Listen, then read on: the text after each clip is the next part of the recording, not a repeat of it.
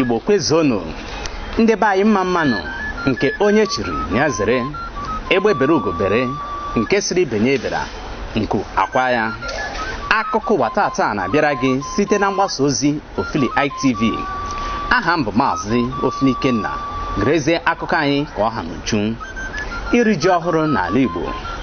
Emume iri ji ọhụrụ n'ala Igbo nke ndị oyibo kpọrọ New Yam Festival nwere aha eji mara ya, ndị nke gụnyere ịwa ji, iri ji, ikeji, afịa ọrụ na aha ndị ọzọ dịka olu ndị Swedi.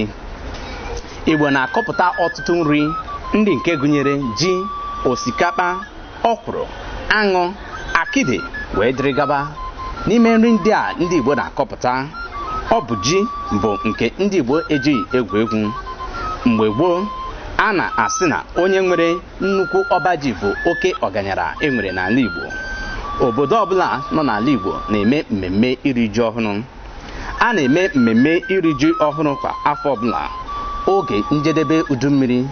Ọnwa ndị a na-emekarị mmemme iri ji ọhụrụ bụ ọnwa Ọgọst, Septemba na Ọktoba iji wee kere chikere ji, maka ọ bụ ji bụ ndị a na-akwanyekarị ugwu n'ala Igbo. Iri ji ọhụrụ n'ala Igbo bụkwa ụzọ esi enwe aṅụrị maka ezi ọrụ ugbo nke afọ ahụ siri bịa n'isi njedebe, nke bụ harvest time n'olu ndị iti. Ụbọchị ịwa ji n'ala Igbo bụ ji ka a na-esikarị n'ezinụlọ ọbụla. Ọ bụ ndị ji na-egwupụta ji ọhụrụ. Ụfọdụ na-azụta ya n'ahịa. A na-esikwa ofe dị iche iche dịka onugbu, nsala na egusi. A na-ahụkwa ji ọhụrụ n'ọkụ were ụkpaka, mmanụ, nnu wee rie ya nke ọma. Emume iri ji ọhụrụ na-abụ emume pụrụ iche n'ala Igbo. Ọ bụ eze, igwe ma ọ bụ obi dịka omenala ndị siri wee dị bụ onye na-awara obodo ji.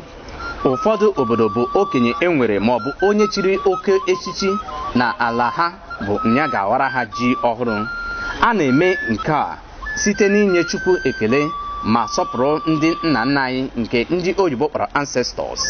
Ejikwa oge ahụ enwe aṅụrị pụrụ iche site n'ịgbaka mmọnwụ na ite egwu dị iche iche. Obodo na obodo na-agbakọ mmọnwụ oge iri ji ọhụrụ ha. A na-esi ji n'ụdị dị iche iche dịka awai, ụtara ji. Enwekwara ike iji ofe masịrị gị wee rie ji ọhụrụ. Mmemme iri ji ọhụrụ n'ala Igbo bụ mmemme pụrụ iche ma maa ezigbo mma n'ihi na ọ na-eme ka ndị Igbo nọ ala dị iche iche lata ma sonye na mmemme a. Nke a bụ maka agụmakwụkwọ. Ule WAEC bụzi okwu akpụ n'ọnụ. Ụmụ akwụkwọ nke sekọndịrị nke isii na-ele ule WAEC oge a. Onye isi ala anyị bụ Naịjirịa, aha ya bụ President Muhammadu Buhari, enyego ndị odeakwụkwọ ikike ịga n'ihu na ọrụ ahọrọ ha. Ndị nke a bụ newly appointed permanent secretaries n'olu ndị iti. Emere ka anyị mara na ọtụtụ ụmụ okorobịa na-enwezi six packs n'ike maka ajọ agụụ nke lockdown butere n'obodo anyị.